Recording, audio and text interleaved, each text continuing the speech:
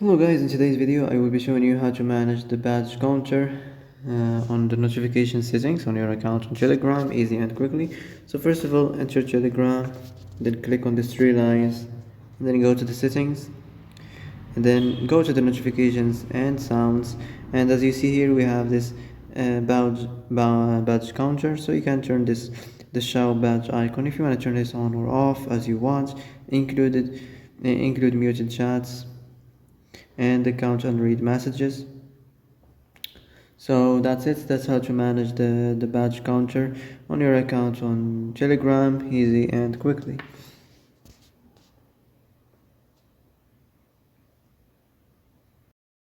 And that's it for today's video. I hope this is the answer you've been looking for.